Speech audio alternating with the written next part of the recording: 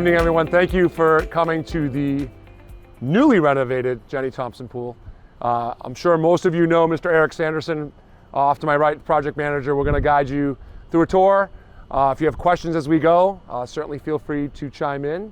We'll try to answer as many questions as we can, but obviously as you look at the facility, and we'll get into specific details, pretty much everything that you were looking at from the pool side of things is completely brand new. You may have noticed the fencing as you came in.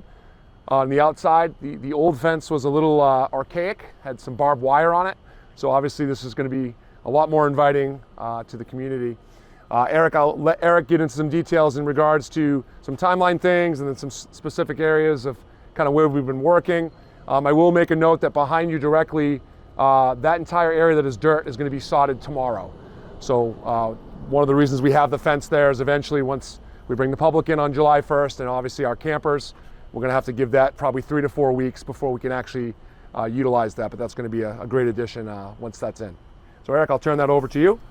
So I guess to kind of start with an overview of the project and kind of how it's progressed over the years. I think I've been working on it for probably close to 4 years. Preparation, getting enough funding for the project. We started out in 2022 with a feasibility study to see if it was, we're obviously, most of the problems we were having with the pool back then was we were losing a lot of water.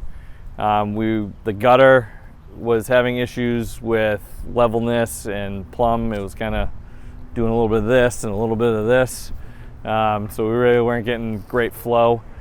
A lot of the time, the deck, not long after they had put the original deck in, they started to notice cracking kind of all the way around. So there were a lot of concerns, few issues in the pump house that we'll get to in a little bit. So we kind of went over, is it really worth fixing this facility? Do we try to, completely rip it out, start over? Do we try to kind of do a indoor-outdoor in the same location? But it was kind of decided that we had a great foundation here, just needed to kind of do a renovation and get everything back up to speed. So we went through the process of design with Weston and Sampson. It was probably a little over a year of design, and we decided there were a couple options, was either redoing the plaster pool or doing an insert that kind of, and a liner on the bottom that helped hold the water in. We opted to go with kind of the full, they called it the gunite option, but we ended up not doing gunite, but redoing the structure of the pool, replastering it, and kind of keeping the historic look that we always had. All new deck, all new fixtures, starting blocks, lifeguard chairs, diving boards, everything. And like Kevin said, around the exterior, all new fencing. We're gonna do sod. We did add a maintenance building behind us. Before there was kind of like a little 10 by 15 maintenance shed we had over here for storage. It really wasn't adequate. And then they had some kind of like Rubbermaid storage areas for some of the swim teams, which kind of took up a lot of the deck. So we decided if we could make it work, we would do the storage building, and it would allow storage for chemicals away from the pumps as well. When you add the chemical storage in there, it's really corrosive, and kind of, as you'll see if we walk in there, there's a lot of rusted stuff that over the years just takes a beating. And then also one of the other big items we did was the shade structure for everybody. We used to have a little kind of metal roof one that was about half that size. We were able to get a kind of the sail material for over there, a little more space for everybody. But if we want to start kind of walking around looking at everything, we'll probably finish, I guess we'll walk around the exterior and then we can kind of finish on the pump houses and stuff. Some of you probably recall we had a high dive and a low dive at one point. So now obviously we have the 2 1-meter boards, and the nice piece with these is they'll stay intact pretty much throughout the entire year. So probably some of the little ones will be a little disappointed to not have the big high dive, but obviously brand new boards. As Eric mentioned, shade structure. This does come down in the winter months, so that will be taken down.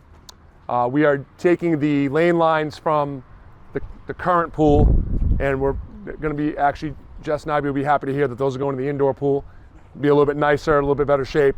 Those are actually the same age as the ones we have at the indoor pool, but obviously 3 months versus 12 months of usage, so those will get recycled, similar to a uniform being passed down to the JV team, if you will.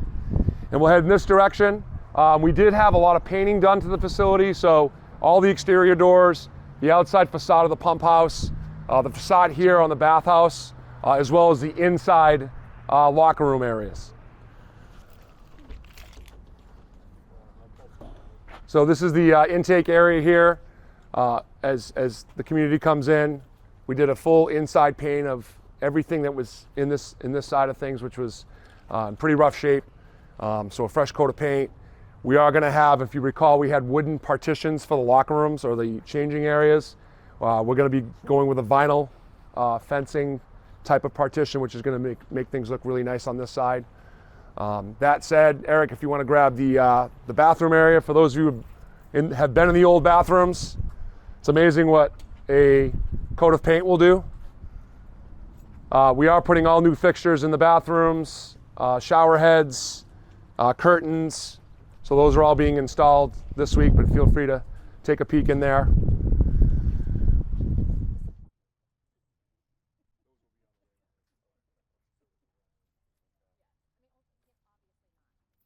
That's good to know, because I was up here every day in the summer, and it seemed to be okay, but I'd rather be aware of it than not.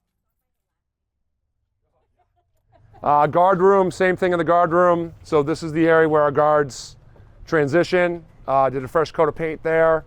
Obviously, we still need to move some appliances and fixtures into that area. And then obviously the other changing room, which is universal to the first as well.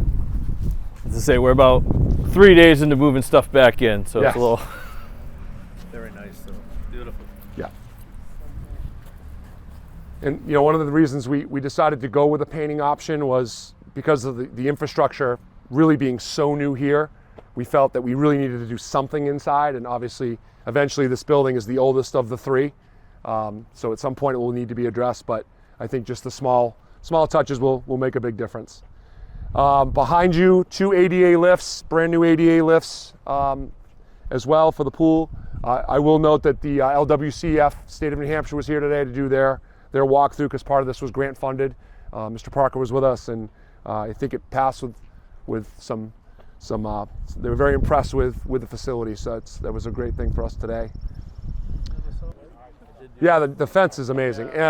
Speaking of fencing, we did gain about 30 feet and 60 feet, and we'll show you when we go down the backside, of space for swim meet participants, because one of the things is at swim meets, only the swimmers can be on the deck. So we actually did gain 30 by 60 in that area, which was fantastic. And the stair, if you remember, the stairs were in real rough shape with the plaster and everything else.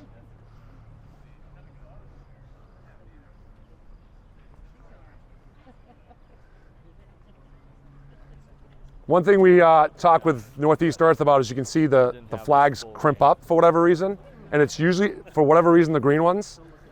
So there's no manufacturer correction for that, but we probably will end up clipping those, because obviously the wind pulls them in one or two directions. So literally when the wind blows, they either come this way or they come that way.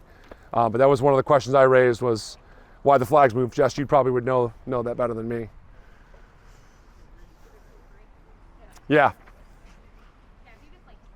But we did go green and white, of course, with all of the fixtures and all of the lane lines. Those were blue and white. Blue and white. Yeah.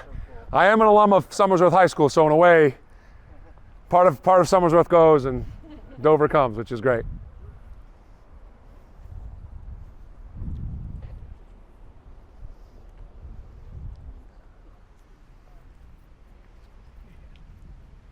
And as Eric mentioned, all the guard stands are brand new, and they are movable, which is great. They're strategically placed, obviously, by Ms. Friedman, our aquatics director, but if in the event we need to move them, we can certainly do that as well. Yeah, ironically, so that's one of the reasons I didn't have you guys come through this way, because there's a lot of dirt on that side, but yeah, they try. It will. Not walk in there. They did a great job. But yesterday was not a good day for trying to keep mud off the deck. Yeah. One of the other things that Eric had the foresight on was bringing electrical to this area. So as we expand, hopefully the skate park coming back towards the pool, eventually down the road, we'll have electrical capability to do so. That's one of the things with the LWCF, is to try to really have not only the short-term project, but also as we envision kind of where we want to go with this. Eventually my vision is to have summer camp hopefully right here on site. Would avoid busing, save some money on transportation. Our other camp obviously is out of the arena, so our playgrounds camp would hopefully be housed here with the correct equipment, and obviously the electrical piece of that is important. But we would really have both camps here, both camps right access to the pool, and really kind of bring it into more of one umbrella, which is the hope. If the skate park moves this way, does that mean there would be lights moving this way?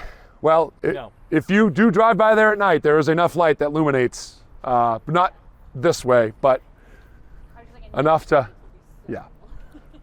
As you know, getting the lights for the indoor pool, reflections is already a challenge.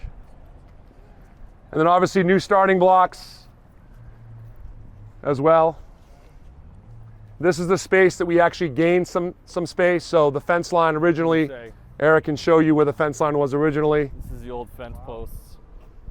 And then we gained about, We gained that. we were inside the tree on the other side, Yeah. which now that tree is encompassed. So when we have a meet, as Jess knows, this hill is full, and then obviously spectators who aren't allowed on the deck will use this facility, and then obviously be up a little bit along the fence line. they're fighting for the spot under that tree. I can see it. Yeah, and I did talk to Ricky about this specifically. Eventually, I'd like to try to do something with this area for spectating. You know, obviously it's a hill, so there's some challenges there. But there are some options. There's some stadiums now actually have some concrete built-ins to them. Problem with concrete, it's not very comfortable. And so it's a matter of finding something that's feasible.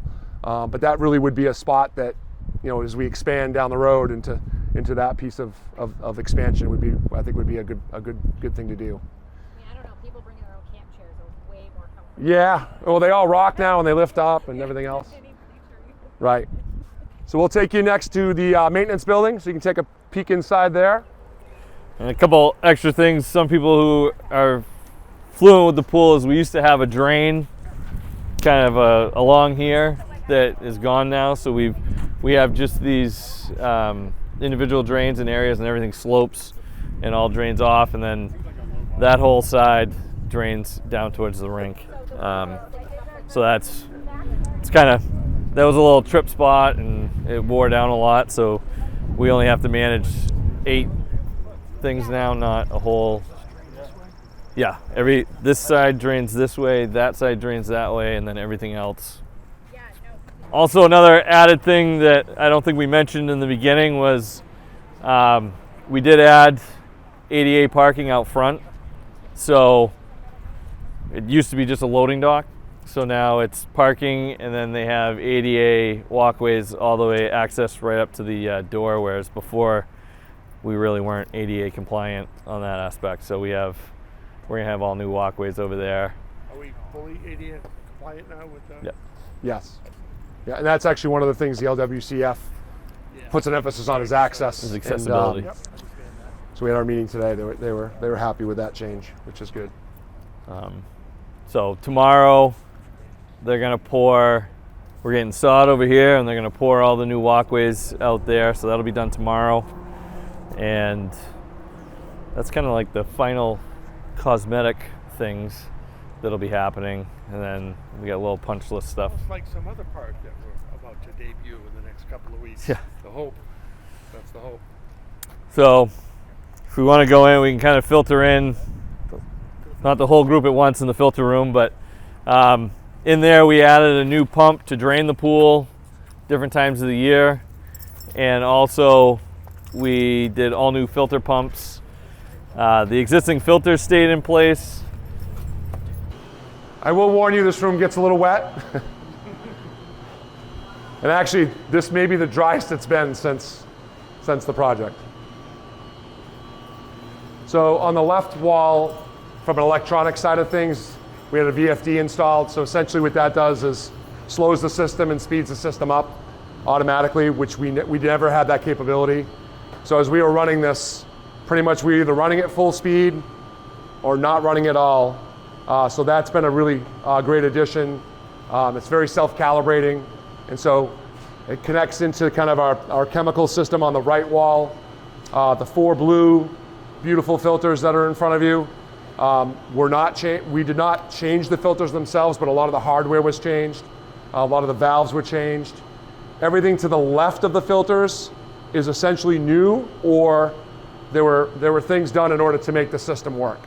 So I compare it to Eric, we got a new car, the engine is not new, so getting the engine and the new car to kind of speak to each other has been a little bit of a hiccup, but Northeast Earth and their electricians have been great with trying to calibrate. So essentially next week, the state of New Hampshire will come and do all of our water testing to make sure all of our levels are correct before we open. So that'll be the next kind of obstacle we jump through. This piece in front is a chlorinator, designed to obviously inject chlorine as needed. So it's a pretty self-sufficient system. So although the upgrades aren't numerous, I know that Ms. Friedman is excited because it's going to really automate a lot of the systems that manually, there was a lot of override that we had to perform. For those who would like to see the inside of the storage building, we can certainly take a walk over unless anyone is not interested. But this would be a good spot if there are questions about any of the project. So the timeline, July 1st, Mr. Sanderson and I, Mr. Conway, have been steadfast on trying to open before the 4th. Northeast Earth's been really good about being on track, being on schedule. Of course, I probably just jinxed this, but for 39 weeks, we have been on schedule. So July 1 is the public opening to this facility. They're supposed to be rolling their last truck out Monday or Tuesday of next week.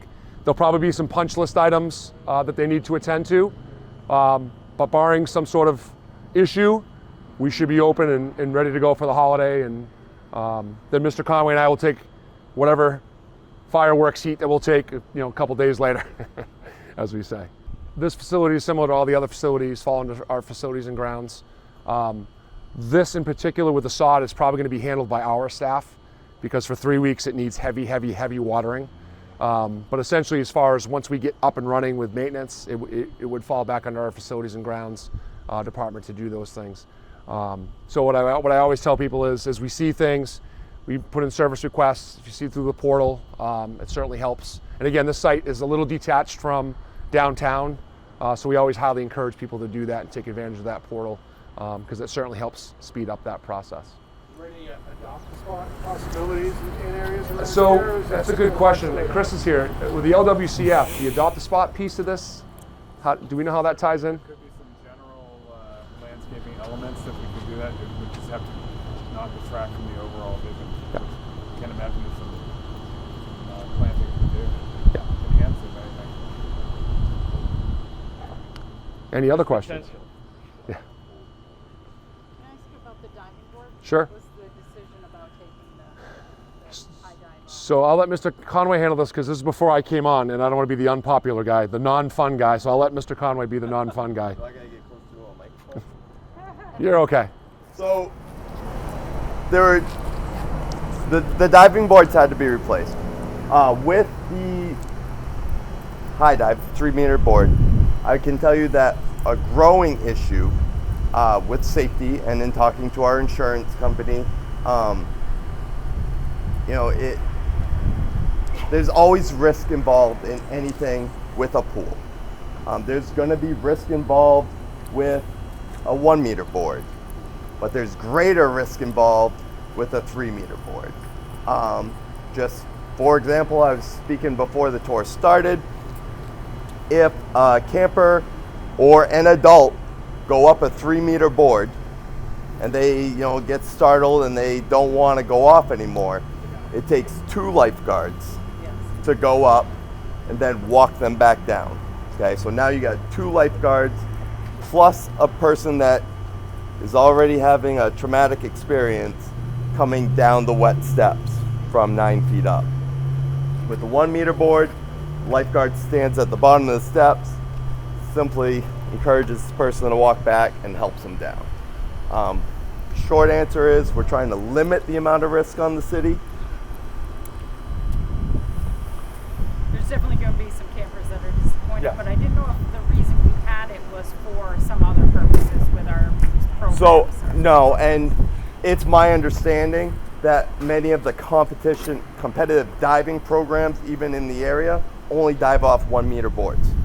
So we weren't hurting local programs by going from a 3 meter board to a 1 meter board in that respect.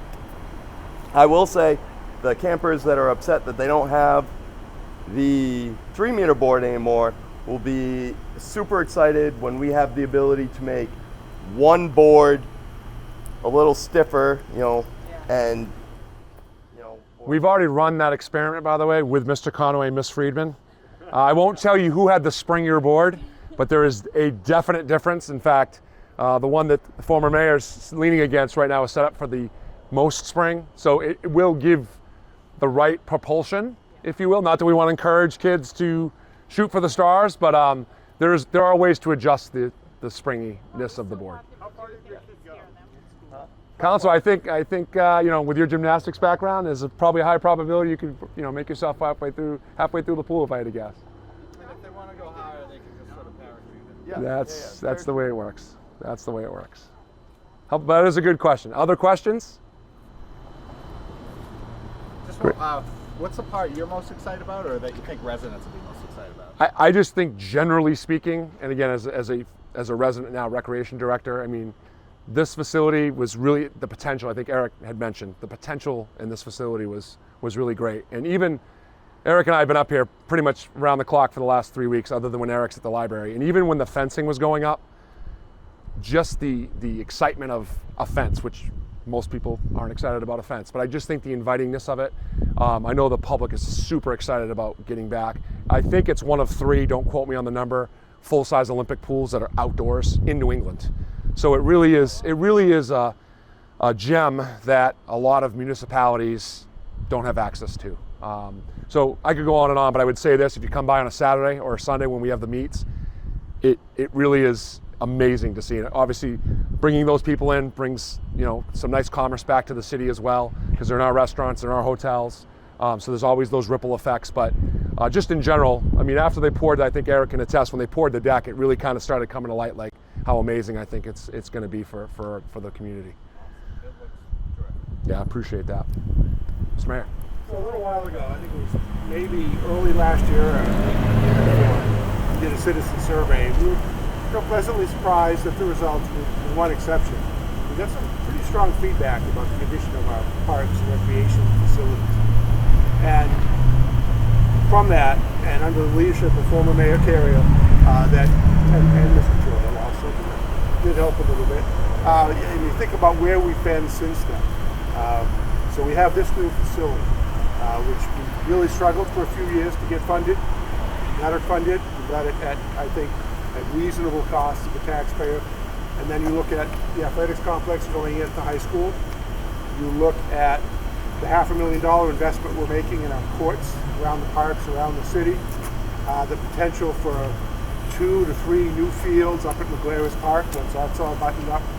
So I understand folks being concerned about the cost of living in Dover, but what we are responding to is what folks are looking for, which is a facility like this, really a gem, an absolute gem that goes along with our indoor pool, high school athletic facilities, hockey arena next door, and I think that by the time we're done over the next really year and a half at most, when we do that survey, I think we're going to see some very positive responses. I really appreciate the hard work you and Ricky and Eric have put into making this happen. It's really fantastic. Any other questions? Eric, anything else you want to throw in?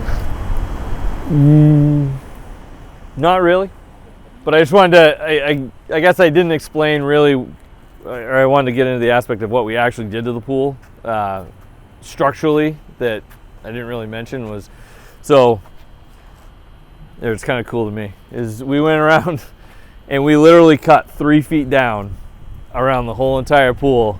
So over here it was like 8 feet up and it was almost at the ground over at the shallow end, and literally poured concrete walls up, and these gutters get welded right to the rebar that are in those walls, and then they fill in up all around it, and then they bring the plaster right up to it. Never building a pool before, I learned a lot about how it works, and it was interesting to fill the pool up and try to find all the leaks when earlier this spring before they did the plaster. But were there any? Yes, they do expect it to leak. Oh, yeah. Because before you do the plaster, there's no real waterproofing. But they try to, make sure that there's a minimal amount between the cold joints between the two, the old concrete and the new.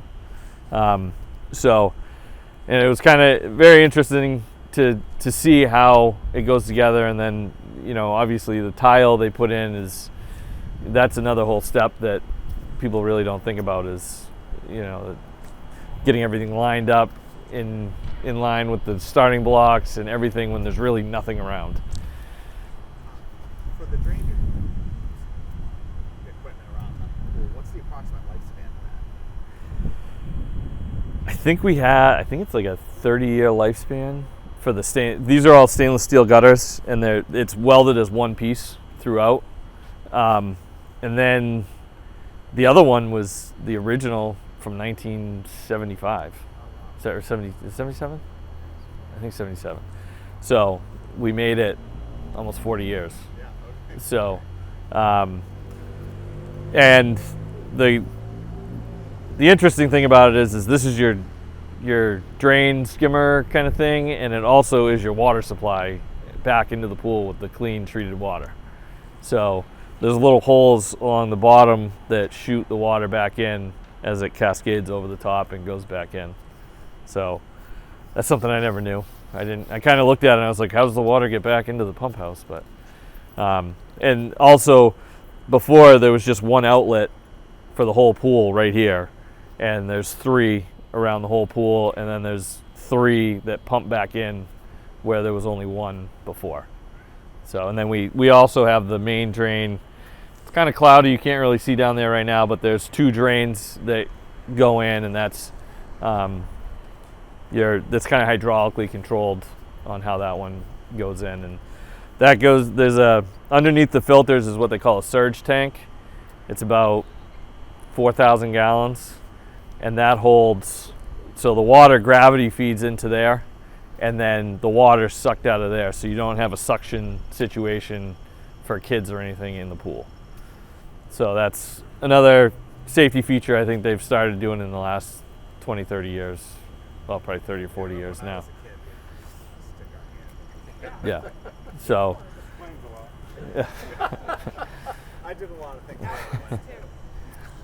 But other than that, I just want to mention, because a lot of people are like, what did you do? It looks, looks the same, but it's, we literally cut the top off, and, in the middle of the winter, they were out here pouring concrete, and it was quite a feet to see.